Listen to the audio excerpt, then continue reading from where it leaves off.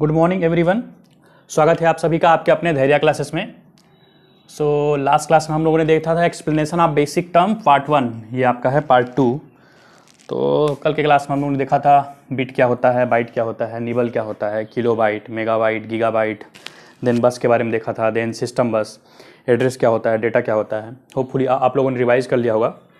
तो शुरू करते हैं आज के क्लास को। तो आज के क्लास में है explanation of basic term part 2। आगे देखते हैं और कुछ टर्म देख लेते हैं जो माइक्रो प्रोसेसर से रिलेटेड है। हाई लेवल लैंग्वेज, ये सब के बारे में पढ़ चुके होंगे थोड़ा थोड़ा, बस खाली रिवाइज करना है। तो मैं एक जो है फ्लो में जाता हूँ इसमें, होपफुली ये सब पता होगा। हाई लेवल लैंग्वेज है, असेंबली लैंग्वेज है, मशीन लैंग्वेज है, अभी एक सब्जेक्ट सी भी है, तो सी में भी ये सब चीज़ें बेसिक में आप लोग जो है इसको रीड करेंगे, पढ़ेंगे, इसको लर्न करेंगे, ठीक है। तो हाई लेवल लैंग्वेज जस्ट एक general definition, a computer language, a computer programming language in which programs are written without the knowledge of processor. मतलब प्रोग्राम लिखे जाते हैं बिना जानकारी के, प्रोसेसर की जानकारी नहीं होती है। In which the programming will be executed, जिसमें प्रोग्रामिंग एग्जीक्यूट होता है। तो इसमें जो प्रोग्राम होता है वो एग्जीक्यूट होता है। अगर एग्जाम्पल की बात करूँ तो पास्कल है, इसमें जावा है, फोर्ट्रान, ये सब आते हैं आपके हाई लेवल लैंग्वेज में। प्रोसेसर की कोई जानकारी नहीं, हाई लेवल लैंग्वेज में we don't know about the processor. Okay, move करते हैं assembly language. Assembly language a programming language written using the mnemonics, M silent रहता है, निमोनिक्स पढ़ते हैं इसको, निमोनिक्स, एम साइलेंट रहेगा, ठीक है। निमोनिक्स, निमोनिक्स एक अल्फाबेटिकल कोड होते हैं। निमोनिक्स और द इंस्ट्रक्शन, बोल रहा था मैं इंस्ट्रक्शन, तो आने वाले क्लासेस में पढ़ेंगे इंस्ट्रक्शन क्या होता है। अभी ये शॉर्ट में जान लो कि निमोनिक्स का मतलब एक अल्फाबेटिकल कुछ कोड होता है जिसका कुछ मीनिंग होता है। फॉर एग्जांपल मूव है आपका ए बी, ए और बी रजिस्टर है, मूव क्या है निमोनिक्स से, तो ये एक इंस्ट्रक्शन है, मूव ए बी। तो बी के कंटेंट को ए में डाल रहे हैं, इसका एक मीनिंग होता है। तो आने वाले क्लासेस में पता चलेगा। तो जनरल जान लिए रहो कि निमोनिक्स मतलब एक अल्फाबेटिकल कोड, या फिर इसी को बोलते हैं instruction set of the particular microprocessor is called assembly language. तो a programming language written using numerics, मतलब इसमें कुछ अल्फाबेटिकल कोड का यूज करेंगे। असेंबली लैंग्वेज में हम लोग कोड का यूज करेंगे। और the instruction set of particular microprocessor is called assembly language. हर निमोनिक्स कोड हर माइक्रोप्रोसेसर में जरूरी नहीं है कि काम करे, तो हर माइक्रोप्रोसेसर का कुछ अलग इंस्ट्रक्शन सेट होता है जो उस पर्टिकुलर प्रोसेसर के लिए बनाया जाता है। इसको ध्यान रखोगे। तो इसमें नोट डाउन करने वाली बात यह है कि assembly language programming is microprocessor specific. Microprocessor specific होता है असेंबली लैंग्वेज प्रोग्रामिंग। मतलब एक असेंबली लैंग्वेज प्रोग्रामिंग पर्टिकुलर, जैसे फॉर एग्जांपल मैं दो प्रोसेसर की बात करूं 8085 और 8086, तो जरूरी नहीं है कि इसका इंस्ट्रक्शन सेट इसमें काम आए। तो असेंबली लैंग्वेज प्रोग्रामिंग क्या है, माइक्रो प्रोसेसर स्पेसिफिक, मतलब पर्टिकुलर वो प्रोसेसर के लिए बनेगा और उसी के लिए हम लोग उसका यूज करेंगे और उसी में उसका वर्क करेगा, वो दूसरे में वो वर्क नहीं करेगा। मशीन लैंग्वेज, मूव करते हैं आगे।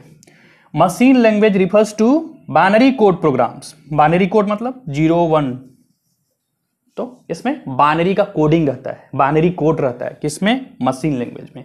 असेंबली लैंग्वेज में न्यूमेरिक्स होता है। और मशीन लैंग्वेज में जैसे ही बोले मशीन लैंग्वेज मतलब कंप्यूटर लैंग्वेज, जैसे फंडामेंटल यूनिट बोलते थे बाइनरी यूनिट, उसी टाइप का बिट, उसी टाइप का। Machine language refers to the binary code programs that are specific to the processor, ये भी पर्टिकुलर प्रोसेसर के लिए स्पेसिफिक रहेगा, and can be directly executed by the processor, और प्रोसेसर के द्वारा डायरेक्टली उसको एग्जीक्यूट किया जा सकता है। Means that is combination of 0 1 0 1 इस पर रहेगा, बाइनरी नंबर का यूज करेंगे।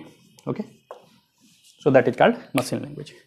आगे देखते हैं कुछ इसके स्पेसिफिक टर्म इसी से रिलेटेड। असेंबलर क्या होता है, कंपाइलर क्या होता है, लेट्स सी। तो नेक्स्ट देखते हैं assembler, then compiler, then interpreter. Basically इन तीनों का क्या काम होता है, ये कंप्यूटर एप्लीकेशन प्रोग्राम है, ये क्या करते हैं, मशीन लैंग्वेज कन्वर्जन करते हैं। मशीन लैंग्वेज, कौन से लैंग्वेज में मशीन लैंग्वेज में मीन्स कन्वर्ट करते हैं, उसमें अंतर होता है, देखते हैं क्या अंतर होता है। बट बेसिकली जो मेन काम होता है वो मशीन लैंग्वेज कन्वर्जन का काम होता है। So let's see, a computer application program that converts the assembly language program into machine language. Assembly language को मशीन लैंग्वेज में, अगर मैं ऐसे ब्लॉक बनाऊं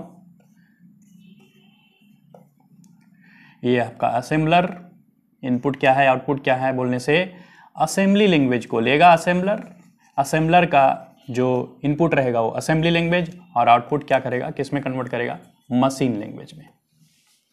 ओके, मूव करते हैं कंपाइलर में। A computer program that converts the high level language program into machine language. दूसरा अगर इसी में ब्लॉक बनाऊं मैं, दूसरा में ये फर्स्ट हो गया, सेकंड हो गया। सेकंड में कंपाइलर क्या करेगा, इनपुट क्या लेगा इसका, हाई लेवल लैंग्वेज, यहाँ पे हाई लेवल। आउटपुट क्या रहेगा, हमेशा की तरह मशीन लैंग्वेज, इसी के जैसा। ठीक है, नेक्स्ट मूव करते हैं थर्ड में। थर्ड देखते हैं, इंटरप्रेटर।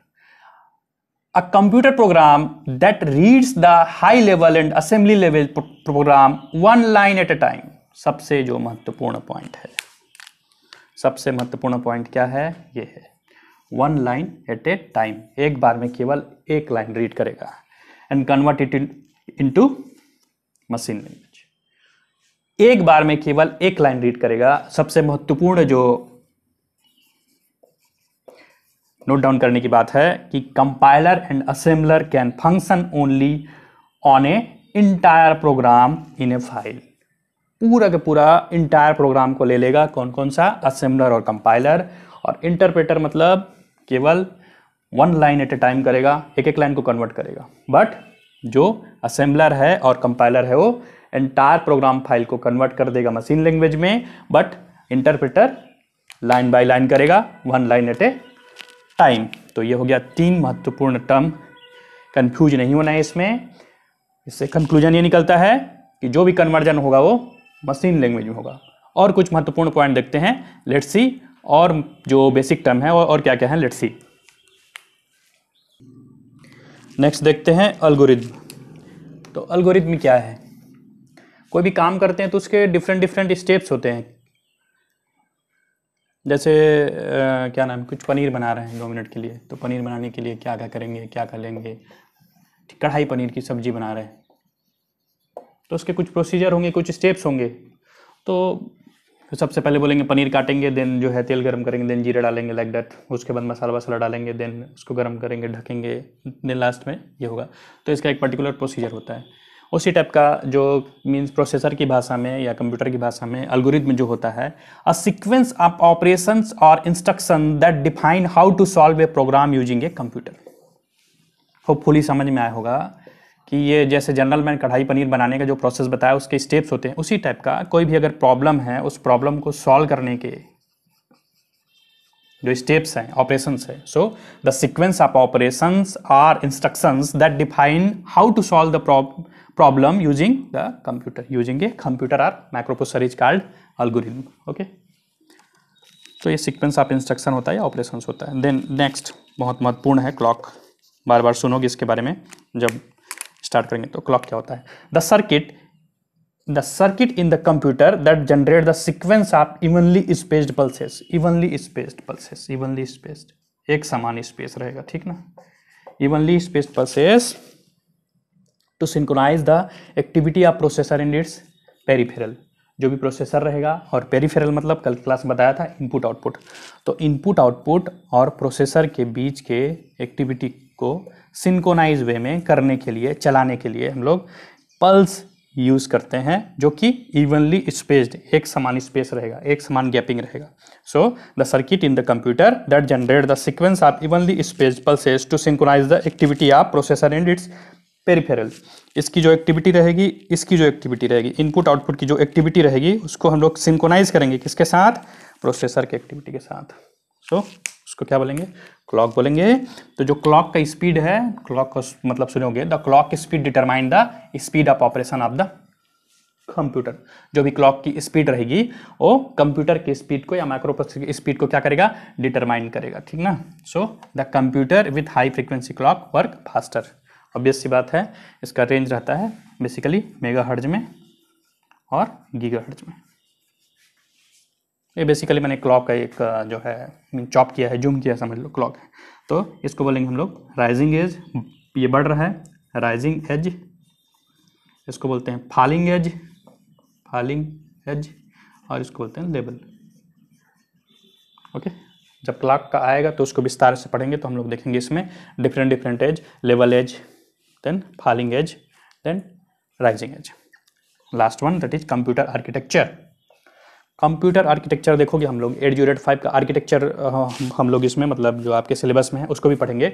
तो कंप्यूटर आर्किटेक्चर क्या होता है, उसको कैसे डिफाइन करते हैं? The design with its internal configuration and access, different permission और how to get the permission is called access. मतलब कौन कौन सी चीज़ हम लोग कर सकते हैं उसके लिए हमको परमिशन चाहिए, तो डिफरेंट एक्सेसेस होंगे अपने जो भी कंप्यूटर में या फिर माइक्रोप्रोसेसर में। So the design with its internal configuration and axes in A digital computer is called computer architecture. Computer architecture के अलग अलग पार्ट होते हैं, ठीक है, उसको देखेंगे हम लोग नेक्स्ट क्लास में। आज का क्लास मैं यहीं पे ख़त्म करता हूँ। नेक्स्ट क्लास पार्ट 3 होगा। पार्ट 3 आपका जो है बेसिक उसमें हम लोग कंप्लीट कर देंगे, देन उसके बाद हम लोग मूव करेंगे माइक्रो कंप्यूटर की तरफ जो आपके सिलेबस का पार्ट है। तो ये पार्ट 2 था। कल के क्लास में हम लोग देखेंगे मेमोरी, देखेंगे इनपुट आउटपुट को विस्तार से देखेंगे, मेमोरी के अलग अलग टाइप देखेंगे, ठीक है। सो तब तक के लिए stay happy, stay healthy. Thank you very much to all of you.